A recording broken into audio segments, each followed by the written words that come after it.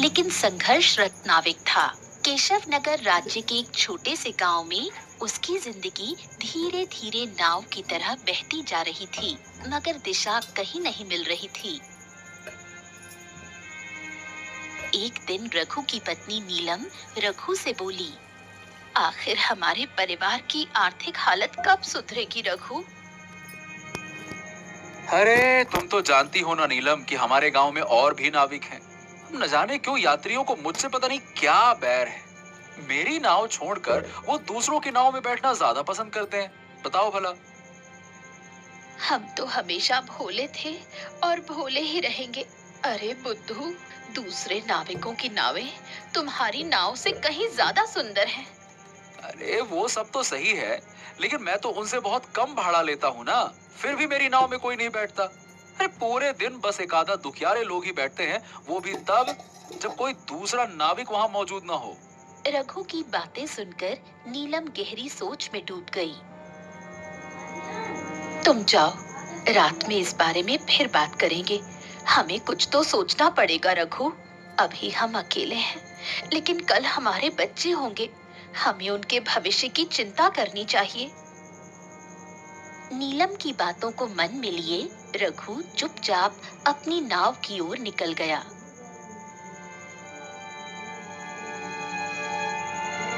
बहुत देर यात्रियों का इंतजार करने के बाद एक यात्री रघु के पास आ पहुंचा। अरे भाई साहब, मुझे नदी के उस पार जाना है, ले चलेंगे क्या? अरे हाँ हाँ, बिल्कुल बिल्कुल बिल्कुल, आइए बैठिए बैठिए बैठिए, मैं आपको उस पार छोड़ देता हूँ, आइए आइए। तभी एक दूसरा नाविक वहां आ पहुंचा और यात्री को देखकर बोला, अरे पगला गए हैं क्या भैया, जो इसकी नाव में बैठेंगे? क्यों भाई, क्या बात है? नाव में छेद है इसके, जर्जर हो चुकी है इसकी नाव, मरम्मत तक तो ठीक से हुई ना, पानी में गई तो डूब जाएगी। क्या बात कर रहे हो? फिर तो मैं इस नाव में बिल्कुल ना बैठूं भाई। आप तो मेरे साथ आइए भैया, मेरी नाव बड़ी सुंदर है और एकदम कुशल नाविक हूँ मैं, बहुत जल्दी पहुंचा दूंगा। आइए भैया, आइए आइए आइए आइए। यात्री उसके साथ चला गया और रघु अपनी नाव की छांव में अकेला रह गया। शाम को जब रघु घर लौटा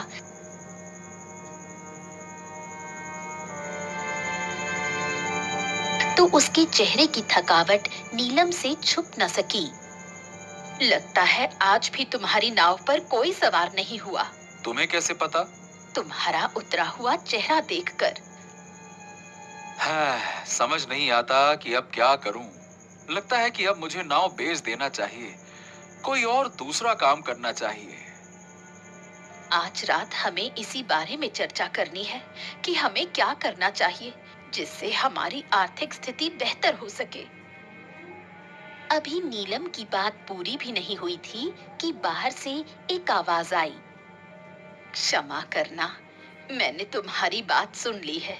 मैं जानती हूँ कि तुम्हारे पति की आर्थिक स्थिति इस समय बहुत दयनीय है। उस बेचारे की नाव पर कोई नहीं बैठता। तो फिर काकी, आप ही कुछ बताइए ना। मैं तो सोच सोच कर परेशान हो जाती हूँ कि जब मेरी कोई संतान होगी तो हम उसका पालन पोषण कैसे करेंगे। नीलम, तुम शायद भूल रही हो कि तुम्हारी माँ दूसरे गांव की थी। मैं उन्हें बहुत अच्छी तरह से जानती हूँ। वो अपने गांव की सबसे बड़ी वैद्य थी। तुम्हें भी जड़ी बूटियों का बहुत अच्छा ज्ञान है। हमारे गांव में अगर कोई नहीं है तो वो है कोई कुशल वैद्य। मुझे लगता है कि तुम जड़ी बूटियों से लोगों का इलाज क्यों नहीं शुरू करती। नीलम की आंखों में चमक लौट आई और उसके होठों पर मुस्कान खिल उठी। इतनी सी बात मेरे दिमाग में अब तक क्यों नहीं आई? वो इस वजह से कि जब मनुष्य का मन विचलित होता है तब उसके दिमाग में नया विचार आना बहुत मुश्किल हो जाता है। इसलिए कहा जाता है, जब मन विचलित हो तब धैर्य रखो और शांत रहो। शांत रहने से और धैर्य रखने से किसी भी समस्या का समाधान आराम से निकल जाता है। जमुना काकी ये कहकर धीरे धीरे बाहर निकल गई। अंदर नीलम और रघु एक नई उम्मीद से भर उठे। जमुना काकी ने बहुत अच्छा उपाय बताया है। नदी के उस पार जो जंगल है, वहाँ पर बहुत अच्छी अच्छी जड़ी बूटियाँ होती हैं। कल से तुम मुझे अपनी नाव से छोड़ दिया करना। अरे वाह, ये तो बहुत ही अच्छी बात है। देखो, दिन में मुझे कम से कम 4-5 सवारियां तो मिल जाती हैं। इससे मेरी भी आमदनी हो जाती है। और तुम्हें जड़ी बूटियों का ज्ञान है, तो तुम ताजी ताजी जड़ी बूटियां तोड़ के लाओगी और गांव वालों का इलाज करोगी। तो तुम्हारी भी आमदनी होगी, यानी हम दोनों की मिलाकर दुगनी आमदनी हो जाएगी।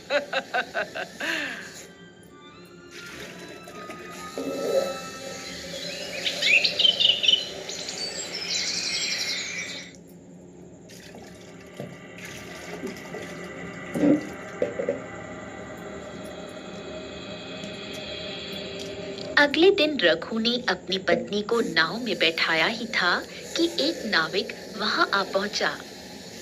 क्यों रघु, क्या हो गया? अपनी पत्नी के साथ गांव छोड़कर जा रहे हो क्या? अरे नहीं भैया, गांव छोड़कर काहे जाएंगे। दरअसल मैं अपनी पत्नी को दूसरे किनारे के जंगल में लेकर जा रहा हूँ, जड़ी बूटियां लेने के लिए। बहुत जड़ी बूटी है वहाँ। अब से मेरी पत्नी जड़ी बूटी लाएगी और गांव के बीमार लोगों का इलाज करेगी। वाह वाह वाह वाह, ये तो बहुत अच्छी बात है। चलो, कम से कम तुम्हारी आमदनी बढ़ जाएगी। नाविक चला गया। रघु और नीलम नदी पार कर जंगल की ओर बढ़ गए।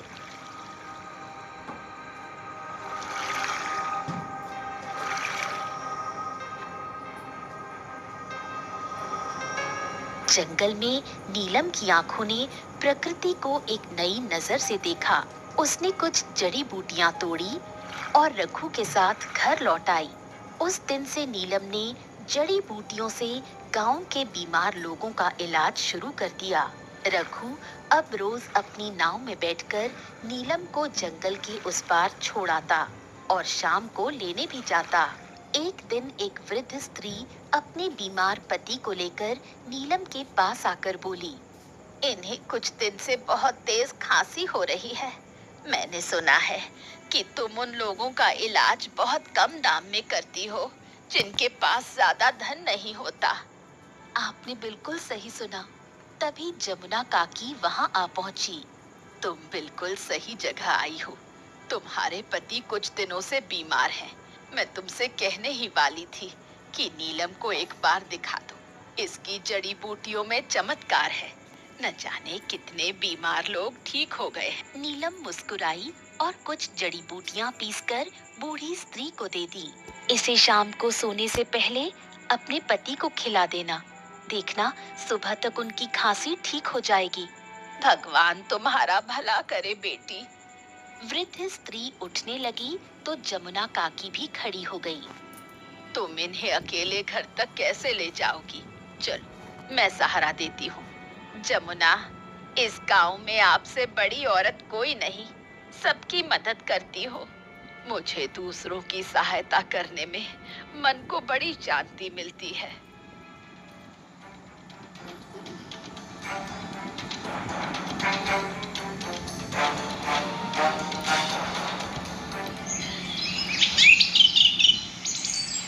अगले दिन नीलम रघु के साथ जंगल जाने की तैयारी कर रही थी।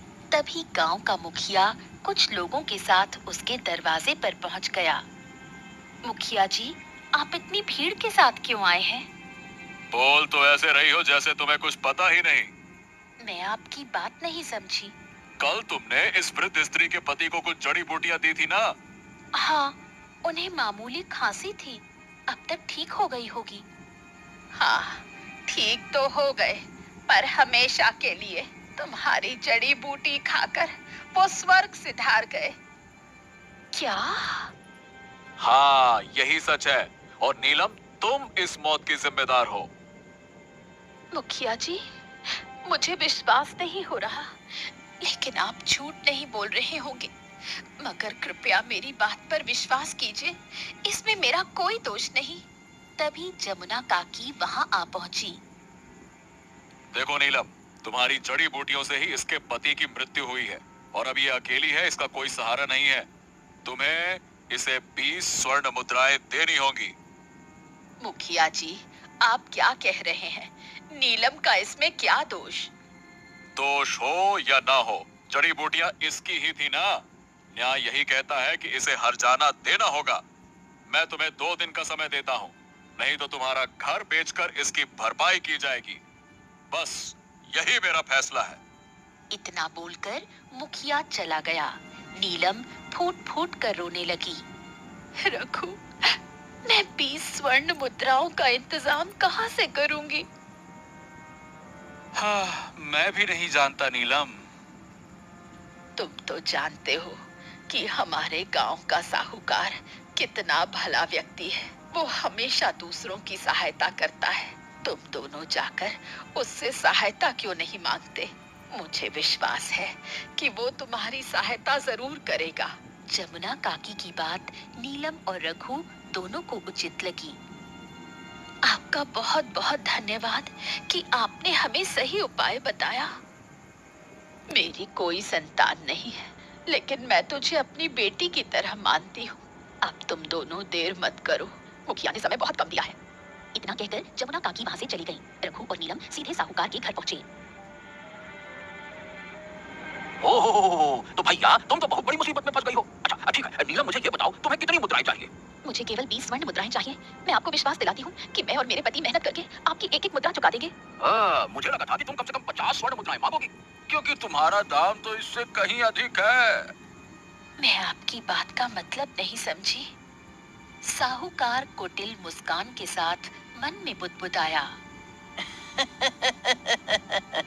अरे मूर्ख, अभी नहीं समझ पा रही है, कोनो बात नहीं, लेकिन तुझे जल्द ही समझ में आ जाएगा।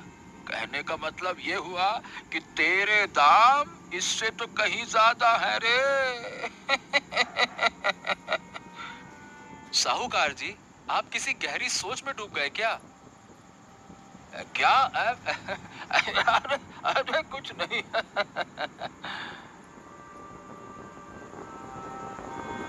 साहूकार ने मुस्कुराते हुए ये लो। स्वर्ण मुद्राओं की पोटली नीलम को दे दी। सुनो, अगर तुम्हें और भी आवश्यकता हो तो मुझे बता देना भाई, ठीक है? मुझे और कुछ नहीं चाहिए। कुछ ही देर में रघु और नीलम सीधे मुखिया के घर पहुंच गए। मुखिया जी, ये लीजिए 20 स्वर्ण मुद्राएं। ओह, तुमने इतनी जल्दी ये 20 स्वर्ण मुद्राओं का इंतजाम कैसे कर लिया? हमारे गांव के भले साहूकार जी ने हमारी सहायता की है मुखिया जी। हाँ, जब जब गांव में मुसीबत आती है तो साहूकार ही सहायता करता है। हर गांव में साहूकार जैसा व्यक्ति होना ही चाहिए। रघु और नीलम चुपचाप वहां से निकल गए।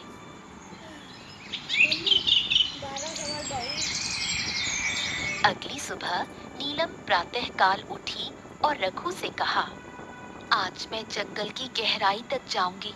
जब से मेरी जड़ी बूटी खाकर उस बूढ़े व्यक्ति की मौत हुई है, तब से मैं सचेत हो गई हूँ। अब मैं जंगल की गहराई में जाकर अच्छी जड़ी बूटियां तोड़ूंगी और इनका कुशलता से परीक्षण करूंगी। इसलिए तुम अब आराम से आना।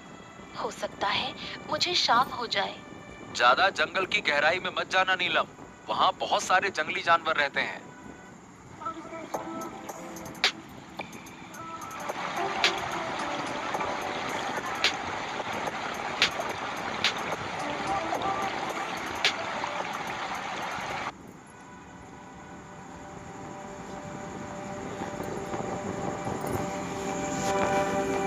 कुछ देर बाद दोनों नाव में बैठे। रघु नीलम को नदी के उस पार छोड़ता है। चलो, हमेशा की तरह मैं शाम से पहले तुम्हारे पास आ जाऊंगा, ठीक है ना? रघु के जाने के बाद नीलम कुछ दूर तक चली और जड़ी बूटियों की जांच करने लगी। तभी उसके कानों में सरसराहट की आवाज पड़ी। कौन है वहाँ? जैसे ही वो पीछे मुड़ी, सामने एक नकाबपोश व्यक्ति खड़ा था। तुम कौन हो? इस बात का पता तुम्हें कुछ देर में चल जाएगा। इतना कहकर नकाबपोश ने नीलम पर कुछ फेंका। नीलम को होश नहीं रहा। कुछ देर बाद उसे ऐसा महसूस हुआ जैसे वो किसी तांगे में हो और तांगा तेजी से चल रहा हो। जब उसकी आंख खुली, वो वीरान एक हवेली में थी। सामने दो स्त्रियां दरी पर बैठी थीं। मैं कहाँ हूँ? तुम्हारा अपहरण किया गया है, ठीक वैसे ही जैसे हमारा हुआ था। मगर मेरा क्यों? ये तो हमें नहीं पता। तभी हवेली का दरवाजा खुला। साहूकार अंदर आया और उसके साथ एक व्यापारी था। तुम तो वही साहूकार हो जिसने मुझे 20 स्वर्ण मुद्राएं दी थी। बिल्कुल सही पहचाना। अरे भैया, मैंने तो तभी कहा था, तुम्हारी कीमत 20 स्वर्ण मुद्राओं से कहीं अधिक है। क्या बकवास कर रहे हो? मैंने तो तुम्हें तभी इशारा कर दिया था। अब तुम नहीं समझी तो मैं क्या करूं? साहूकार व्यापारी से मुखातिब हुआ। हाँ, तो बताओ साहब, इन तीनों में से कौन सी स्त्री आपको पसंद है? ये स्त्री सुंदर है, मैं इसे खरीदना चाहता हूँ। नीलम और दोनों स्त्रियां समझ गईं कि उन्हें क्यों उठाया गया था। मैं जानता था तुम इसी पर हाथ रखोगे। इसका नाम है नीलम। ये गांव की सबसे सुंदर स्त्री है, मगर ये तुम्हें नहीं मिलेगी। इसे मैं एक खास आदमी के लिए उठा कर लाया हूँ। अब मैं समझ गया। व्यापारी ने दूसरी स्त्री की ओर इशारा किया। ठीक है, तो मुझे ये भी पसंद है। हाँ, तो साहब इसकी कीमत है 10,000 स्वर्ण मुद्राएं। लाओ, निकालो। व्यापारी ने तुरंत पोटली निकाली और दे दी।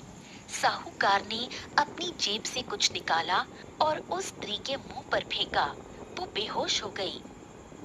चलो, अब तुम बाहर जाओ, मेरे आदमी इसे तांगे तक पहुंचा देंगे। जाओ। और सुनो, रास्ते में होश तो नहीं आएगा ना इसको? अरे नहीं नहीं नहीं नहीं, जो दवा दी है ये कल सुबह से पहले बिल्कुल नहीं उठने वाली। इसे होश तुम्हारी हवेली में ही आएगा। जाओ, निश्चिंत होकर लेकर जाओ। हाँ, चलो फिर तो चिंता की कोई बात ही नहीं है। आज तक जो भी लड़कियां तुमसे ली हैं, उनमें से कोई भी भागने में सफल नहीं हो पाई। चलो भाई, राम राम। इतना कहकर व्यापारी चला गया। दूसरी स्त्री फूट फूट कर रोने लगी। मैं समझ गई, जंगल में नकाबपोश तुम ही थे। हाँ हाँ, मैं ही था। पता कैसे चलेगा? तुम्हें शर्म आनी चाहिए। गांव में तुम एक इज्जतदार आदमी कहे जाते हो। अगर गांव वालों को तुम्हारा असली चेहरा पता चल गया तो क्या होगा? चिंता मत कर नीलम, इस जन्म में उन्हें कुछ न पता चलने वाला। मेरा असली धंधा कर्ज देना नहीं, सुंदर लड़कियों को उठाकर बेचना है। हाँ, चल भाई, मैं तो चला। इतना कहकर साहूकार वहां से चला गया। दरवाजा बंद हो गया। नीलम की आवाज उसी कमरे में दब कर रह गई। उधर रघु शाम को जंगल में पहुंचा, मगर नीलम उसे नहीं मिली। वो पुकारता रहा, मगर केवल उसकी आवाज वापस आई। नीलम! अरे ओ नीलम! नीलम! वो पागलों की तरह नीलम को खोजने लगा, मगर कुछ भी ना मिला। वो एक पेड़ के नीचे बैठ गया। हे भगवान, नीलम कहाँ चली गई? ऐसा तो कभी नहीं हुआ। वो हमेशा तो नदी के किनारे मिलती थी। जरूर कुछ न कुछ अनहोनी हुई है। हे भगवान, मेरी नीलम को सुरक्षित रखना, सुरक्षित रखना। इतना कहकर रघु की आंखों से आंसू टपकने लगे। तभी उसकी नजर सामने पड़े हुए एक थैले पर पड़ी। हाँ, ये थैला तो नीलम का है। रघु चौंककर थैली के नजदीक गया। उसने देखा कि वो थैला बिल्कुल खाली था। ओह, इससे पहले मैं जब भी आया था तो नीलम का थैला तो जड़ी बूटियों से भरा हुआ होता था। रघु जमीन को गौर से देखने लगा। उसने देखा कि पांव के निशान कुछ दूरी पर जाकर गीली मिट्टी से गायब हो चुके हैं। तभी उसकी नजर दूसरे पांव के निशान पर पड़ी। अच्छा, इसका मतलब यहाँ पे नीलम के अलावा कोई और भी मौजूद था। रघु उन दूसरे पांव के निशान का पीछा करने लगा। वो गहरे जंगल में पहुंचा, मगर कुछ देर बाद वो निशान भी एक स्थान पर जाकर गायब हो गए। वहां रघु को 2 पहियों के निशान मिले। ओह, तो इसका मतलब ये हुआ कि जहाँ तक पाँव के निशान है नीलम वहां तक गई थी, और ये क्या उसके ठीक बगल में दूसरे पाँव के निशान है, और वहीं से निशान गायब हो गए, और दूसरे पाँव के निशान तो यहाँ तक आए हुए हैं जहाँ लगता है कि तांगे के पहियों के निशान है। हे भगवान, इसका मतलब तो ये निकलता है कि उस दूसरे व्यक्ति ने या तो नीलम को जबरदस्ती दबोच कर उठाया होगा या फिर उसे बेहोश कर दिया होगा, क्योंकि अगर नीलम उसके साथ चलकर यहाँ तक आई होती तो उसके निशान तो यहाँ पर मौजूद होते ना। हे भगवान, ये क्या हो गया? रघु हांफता हुआ ने गांव जाकर मुखिया के घर की ओर दौड़ पड़ा। उसका दिल धड़क रहा था, आंखों में डर और गुस्सा एक साथ तैर रहा था। मुखिया जी, मुझे आपसे तुरंत बात करनी है। नीलम, वो नीलम जंगल में खो गई है। वहाँ वहाँ कुछ विचित्र हुआ था। मुखिया ने रघु की सारी बात ध्यान से सुनी। उसके चेहरे पर चिंता की रेखाएं थीं, लेकिन आंखों में संशय भी था।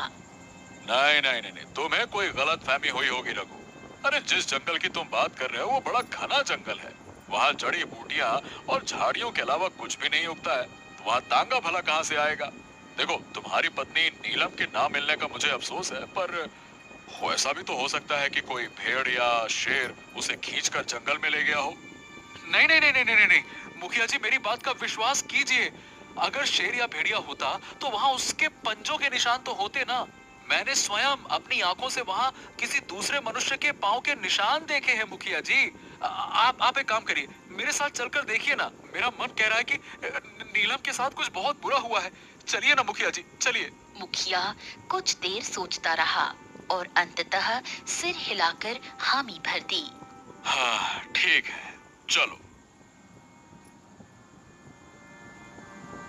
वो दोनों नाव में बैठकर उस स्थान की ओर निकल पड़े, लेकिन तभी काले बादल घिर आए और भयंकर बारिश शुरू हो गई।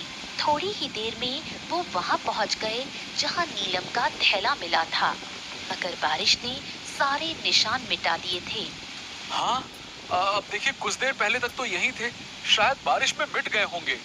देखो, मैं तुम्हारा केवल मन रखने के लिए यहाँ पे आया था रघु। मेरा मन तो अभी कहता है कि तुम्हारी पत्नी को कोई शेर, चीता, भालू, भेड़िया या कोई खींच ले गया होगा। समझे? अब रात होने वाली है, चलो घर चलो। रघु भारी मन से गांव लौट आया। गांव में रघु ने सबको बताया, पर किसी ने उसकी बातों पर विश्वास नहीं किया। जरूर नीलम किसी खूंखार जानवर का शिकार बन गई होगी। अब जंगल में और क्या होगा भाई? निराश और टूटा हुआ रघु जमुना काकी के पास गया। जमुना काकी, कोई मेरी बात नहीं मान रहा, मैं क्या करूं? बेटा, गांव वाले माने या ना माने, मैं तेरी बात पर यकीन करती हूँ। अगर तू कह रहा है तो जरूर कुछ हुआ होगा। मैं एक बूढ़ी स्त्री हूँ, कुछ कर नहीं सकती, लेकिन अगर तुझे सच में लगता है कि कुछ गलत हुआ है तो तू जाकर राजमहल में राजा हिम्मत सिंह से बात कर, शायद वो तेरी मदद करे। लेकिन जमुना काकी, मैं राजा हिम्मत सिंह को क्या ही दिखाऊंगा? बारिश ने तो सब कुछ मिटा दिया है। मुझे पूरा यकीन है कि वो भी मेरी बात नहीं मानेंगे। इतना कहकर रघु वहां से चला जाता है। उधर सुबह होते ही नीलम की आंख खुली। उसने देखा कि बगल की औरत भी वहां नहीं थी। नीलम समझ गई कि कोई व्यापारी उसे भी खरीद कर ले गया है। तभी दरवाजा खुल गया। साहूकार एक सुंदर राजकुमार के साथ कमरे में दाखिल हो गया। तुम कौन हो? मैं केशव नगर राज्य के राजा हिम्मत सिंह का पुत्र राजकुमार अशोक हूँ। तो मेरी सहायता कीजिए, इस साहूकार ने मेरा अपहरण किया है। मूर्ख स्त्री, मैं जानता हूँ इसका धंधा क्या है। और मैं मैं सुंदर औरतों का पुजारी हूँ। नीलम सिहर उठी। उसे समझ आ गया कि राजकुमार भी उसी गंदी साजिश का हिस्सा है। मैंने कहा था ना राजकुमार, इस बार बिल्कुल तुम्हारी पसंद की स्त्री लाया हूँ। हाँ हाँ हाँ, देख रहा हूँ मैं। हम बहुत प्रसन्न हुए। हम तुम्हें इसकी मुंह मांगी कीमत देंगे। तुम्हारे घर पर 1,00,000 स्वर्ण मुद्राएं भेज दी जाएंगी। चिंता मत करो, जाओ। तभी साहूकार की नजर राजकुमार की अंगूठी पर चली गई। राजकुमार, अगर 1,00,000 स्वर्ण मुद्राओं के साथ में ये हीरे की अंगूठी भी मिल जाए तो मेरा मन और प्रसन्न हो जाएगा। ये सुनकर राजकुमार का चेहरा एकदम बदल गया। जानता भी है कि ये अंगूठी किसकी है? ये मेरे पिता ने मुझे जन्मदिन पर दी थी और ये तुझे चाहिए? पर अगले ही पल वो मुस्कुराया और अंगूठी उतारकर साहूकार को दे दी। लेकिन कोई बात नहीं, इस स्त्री के लिए मैं ऐसी हजारों अंगूठियां कुर्बान कर सकता हूँ। अच्छा ये बता, इसका नाम क्या है? इसका नाम नीलम है। ये शादीशुदा है और इसका पति एक गरीब नाविक है। राजकुमार के चेहरे पर घृणा और वासना साथ साथ छलकने लगी। ध्यान से सुन मेरी बात। मैं तुझे अपनी दासी बनाकर उस कक्ष में रखूंगा जहां मेरी और भी दासियां रहती हैं। और अगर तूने मुंह खोला तो तेरे पति के इतने टुकड़े करूंगा ना कि तू गिन भी नहीं पाएगी। समझ गई? कृपा करो, जो कहोगे करूंगी, बस मेरे पति को कुछ मत करना। हाँ, तो जो बोला है वो करके दिखा। नहीं तो जानती है ना मैं क्या कर सकता हूँ। चल, मेरे साथ रहेगी, सुखी रहेगी। चलो। राजकुमार नीलम को लेकर महल की ओर निकल पड़ा। जैसे ही उसने महल में प्रवेश किया, राजा हिम्मत सिंह वहां आ पहुंचे। ये स्त्री कौन है? पिताजी, ये एक विधवा स्त्री है। इसके पति की मृत्यु हो गई थी। इसके गांव वाले इसे जिंदा जला रहे थे। और आप तो जानते हैं, मैं सती प्रथा के खिलाफ हूँ। बस इसीलिए मैं इसे बचाकर महल ले आया। वाह वाह वाह वाह, तुमने बहुत महान कार्य किया। मैं खुद सती प्रथा के बहुत खिलाफ हूँ, परंतु कुछ पुजारियों ने इसे धर्म से जोड़ रखा है। तुम्हारे इस कार्य से हम प्रसन्न हैं। शाबाश। राजा वहां से चला गया। राजकुमार नीलम को उस कक्ष में ले गया जहां 2 अन्य दासियां पहले से बैठी थीं। सुनो, ये मेरी नई दासी है। इसका ख्याल रखना। इसे बढ़िया सुंदर से अच्छे वस्त्र पहनाओ और जब मैं आदेश दूं तो इसे दुल्हन बनाकर मेरे कक्ष में भेज देना। राजकुमार वहां से चला गया और नीलम फूट फूट कर रोने लगी। अब रोने से कुछ नहीं होगा। इसे अपनी नियति मान ले। यहाँ जो एक बार आ गया वो वापस नहीं जा पाता। राजकुमार अशोक बहुत घमंडी और धोखेबाज है। उसने अच्छाई का नकाब ओढ़ रखा है, पर असल में वो एक शैतान है। इधर रघु जब उस सुनसान जगह पर दोबारा पहुंचा तो फूट फूट कर रोने लगा।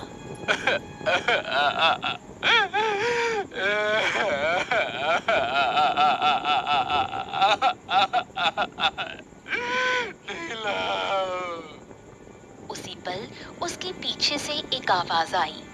पुरुष रोते हुए अच्छे नहीं लगते। रघु ने पीछे मुड़कर देखा, एक रहस्यमयी साधु खड़ा था। आप कौन हैं? ये मत पूछो कि मैं कौन हूँ। तुम ये बताओ कि तुम रो क्यों रहे हो? रघु सारी घटना साधु को बताने लगा। मुझे तुम्हारी बात पर पूरा विश्वास है। हाँ, तो क्या मैं अपनी पत्नी को वापस पा सकता हूँ साधु महाराज? एक रास्ता है, एक पहेली है। अगर तुमने उसे हल कर लिया तो नीलम तुम्हें मिल जाएगी। हाँ, कैसी पहेली? अपने गांव जाओ, उस व्यक्ति को देखो जो गांव की नजरों में सबसे अच्छा और सबसे भोला है, उस पर नजर रखना।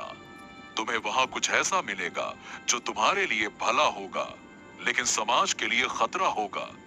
देखने के बाद धैर्य रखना और फिर सीधे राजमहल चले जाना। वहां तुम्हें तुम्हारी पत्नी मिल जाएगी। राजमहल? मेरी पत्नी वहां कैसे पहुंची साधु महाराज? और अगर मैं सीधे चला जाऊं तो तुम जीवित लौटकर नहीं आओगे। इतना कहकर साधु वहां से चला गया। रघु देर रात अपने घर लौट आया और गहरी सोच में डूब गया। उसके मन में वही वाक्य गूंजता रहा, जो गांव के लिए सबसे भला हो। ऐसा तो केवल साहूकार ही है।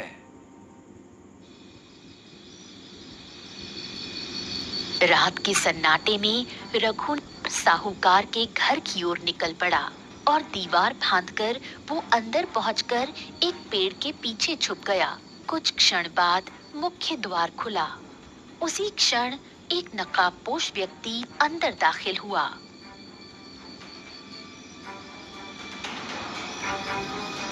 तुम्हारा काम कर दिया है, लेकिन मेरा हिस्सा अब तक नहीं मिला। अरे तो जब राजकुमार मेरा हिस्सा देंगे तब तो मैं तुम्हें भी दूंगा ना। तुम्हारे हाथ में जो अंगूठी है वो किसकी है? राजकुमार की है। नीलम की सुंदरता से प्रभावित होकर उन्होंने मुझे भेंट में दी थी। तो इसे मुझे दे दो, मुझे हिस्से में से कुछ नहीं चाहिए। ये अंगूठी मैं नहीं दूंगा, ये मुझे बहुत पसंद है। मैंने खास तौर पर उनसे मांगी थी। अगर मैंने तुम्हारा रहस्य खोल दिया तो क्या होगा, जानते हो? साहूकार डर गया और कांपते हाथों से अंगूठी उसे सौंप दी। नकाबपोश चला गया। दबे पांव वो नकाबपोश के पीछे हो लिया। वो व्यक्ति एक साधारण से घर में घुसा। रघु ने जब घर को देखा तो अवाक रह गया। हाँ, नहीं, ये तो रघु भी घर में दाखिल हो गया। नकाबपोश ने काब हटाया और रघु को अपनी आंखों पर विश्वास नहीं हुआ। वो सच्चाई थी, नंगी और चुभती हुई। अंगूठी रखकर नकाबपोश चला गया। रघु ने अंगूठी उठाई और राजमहल की ओर दौड़ पड़ा। दरबार में उस समय राजा हिम्मत सिंह टहल रहे थे। दरवाजा खुला और रघु प्रवेश कर गया। कौन हो तुम और इतनी रात गए हमारे दरबार में क्या कर रहे हो? महाराज, मैं एक फरियादी हूँ। न्याय की उम्मीद लेकर आपके दरबार में आया हूँ। कृपया करके मेरे साथ न्याय कीजिए महाराज। हम अपनी प्रजा के साथ हमेशा ही न्याय करते हैं, इसीलिए तो दरबार सबके लिए खुला है। बताओ, क्या अन्याय हुआ है तुम्हारे साथ? महाराज, मेरी पत्नी को मुझसे छीन लिया गया है। वो इस समय आपके ही महल में है और जबरन लाई गई है। राजा हिम्मत सिंह एक क्षण के लिए ठिठक गए। उनके चेहरे पर गहरा आश्चर्य था। ये क्या बकवास कर रहे हो तुम? महाराज, ये बकवास नहीं है। अगर आपको विश्वास नहीं होता तो आप अपने पुत्र राजकुमार अशोक को बुलाइए। वही मेरी पत्नी को खरीद के लेकर आए हैं। हमारा पुत्र ऐसा घिनौना कार्य हरगिज नहीं कर सकता। तुमने ऐसा बोला भी कैसे? महाराज, अक्सर राजाओं की औलादें जमीनी सच्चाई से दूर हो जाती हैं, यही सोचकर कि उनके पिता राजा हैं। ठीक है, ठीक है। और याद रखना, अगर तुम्हारी बात झूठ निकली तो तुम जानते हो कि तुम्हारा अंजाम क्या होगा। बताओ, तुम्हारी पत्नी कैसी दिखती है? रघु ने अपनी पत्नी का चेहरा, उसकी आंखें, उसका चेहरा पूरी ईमानदारी से वर्णित किया। तभी हिम्मत सिंह को कुछ याद आया। ओह, ऐसी ही एक स्त्री को तो राजकुमार अशोक लेकर आया था, लेकिन उसने कहा था कि वो तो विधवा है। राजा ने तुरंत अपने सेवकों को राजकुमार अशोक को बुलाने का आदेश दिया। राजकुमार अशोक अपने पिता से बोला, पिताजी, आप मानते हैं कि मैं इतना नीच कार्य कर सकता हूँ?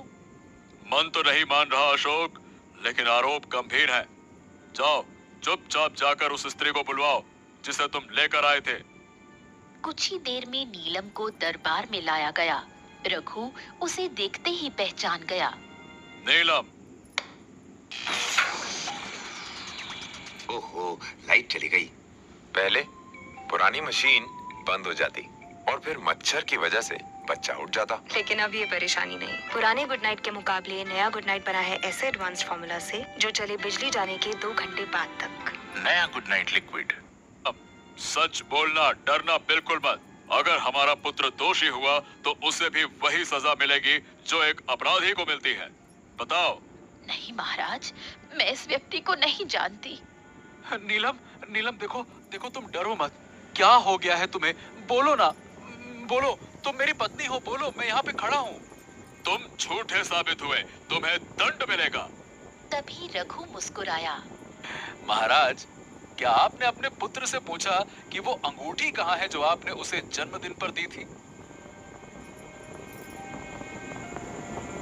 राजा हिम्मत सिंह की नजर राजकुमार की उंगली पर गई, जहाँ अंगूठी नहीं थी। मेरी दी हुई अंगूठी कहाँ है राजकुमार? वो तो मैंने एक गरीब को दान कर दी पिताजी। आप तो जानते ही हैं कि मैं कितना बड़ा दानी हूँ। अच्छा, तो फिर ये अंगूठी मेरे पास कैसे आई? क्या आपने मुझे दान की थी? राजकुमार अशोक कांप उठा। उसकी सच्चाई अब खुलने वाली थी। सच बोलो अशोक, अब तुमसे तुम्हारा पिता नहीं, एक राजा बात कर रहा है। सच बताओ। राजकुमार ने घुटनों पर गिरकर सब कुछ उगल दिया। महाराज, इसने मुझे धमकाया था, कहा था कि मेरे पति को मार देगा। मुझे साहूकार से खरीद कर लाया गया है। वो साहूकार औरतों का व्यापार करता है। सैनिकों, तैयार हो जाओ।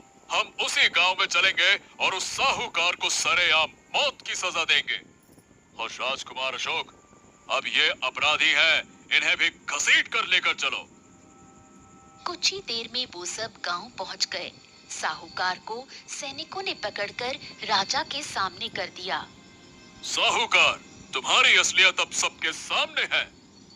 हाँ, अरे माफ कर दीजिए महाराज, धन के लालच में अंधा हो गया था। गलती हो गई हुजूर, माफ कर दीजिए। अब क्षमा बिल्कुल नहीं मिलेगी। महाराज, एक और दोषी बचा है जो हमेशा साहूकार का साथ देता था। कौन? वो जो सामने वाले घर में रहती है महाराज, जमुना काकी। क्या जमुना काकी? सैनिक जमुना काकी को लेकर आ गए। रघु, तू क्या कर रहा है? मैं तेरी काकी हूँ। काकी, मैंने साहूकार से बात करते सुना था और वही अंगूठी, उसी ने मुझे सब कुछ साफ साफ समझा दिया। हाँ, मैंने ही सब किया। नीलम को जड़ी बूटी बेचने को राजी किया, फिर जड़ी बूटी बदली, जिसकी वजह से बूढ़े की मौत हुई। सब मेरी ही चाल थी। राजकुमार अशोक कांपने लगा। राजा हिम्मत सिंह ने बिना कुछ कहे अपनी तलवार निकाली और साहूकार व जमुना काकी का अंत कर दिया। राजकुमार अशोक कांपने लगा। अब कांपने से कुछ नहीं होगा अपराधी अशोक, तुम्हारा अंजाम भी यही होगा। जाओ। राजा हिम्मत सिंह ने आंखों में आंसू लिए अपने ही पुत्र का वध कर दिया। जाओ उन सभी